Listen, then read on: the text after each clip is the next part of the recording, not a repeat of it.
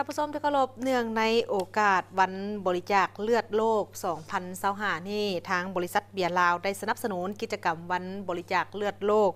2025 ที่นครหลวงวิจันทร์และแขวงจำปาสักเนื่องในโอกาสวันบริจาคเลือดโลกภายใต้คำขวัญให้เลือดให้ความหวังร่วมใจกันช่วยชีวิต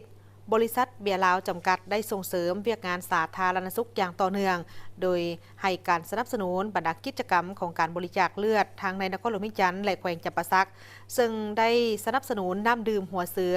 เครื่องดื่มสติงข้าวนมเครื่องทีละนึกพร้อมทางสุกยูเข้าในการจัดกิจกรรมภายในงานรวมมูลค่าทั้งหมดแมน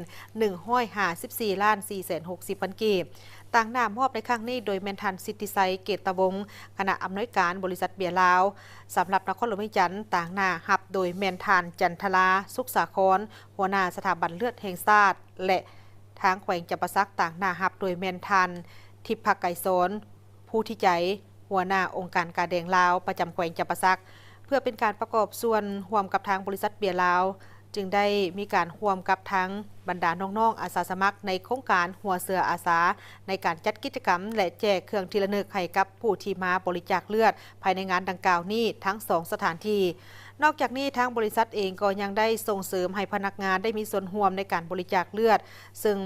ได้รับผลตอบรับที่น่าภาคภูมิใจสามารถสะสมเลือดได้ทั้งหมดแมน372 ถุงกิจกรรมในครั้งนี้ถือว่าเป็นส่วนหนึ่งในความ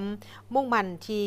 มีมาอย่างต่อเนื่องเป็นเวลาหลายกว่า12 ปีโดยบริษัทเบียร์ลาวได้ให้การสนับสนุนกิจกรรมการบริจาคเลือดทั่วประเทศนับตั้งแต่มื้อเริ่มต้นจนถึงปัจจุบันรวมมูลค่าทั้งหมดแม่นหลายกว่า2ตื้อกีบพวกเขาภูมิใจที่ได้เป็นส่วนหนึ่งในการประกอบส่วนช่วยเหลือสังคม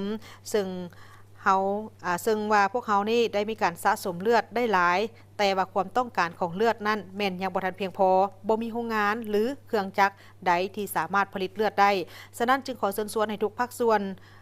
ทุกสั้นคนในสังคมจงได้ประกอบส่วนอย่างเป็นขบวนการอย่างต่อเนื่องเพื่อเป็นการร่วมใจกันบริจาคเลือด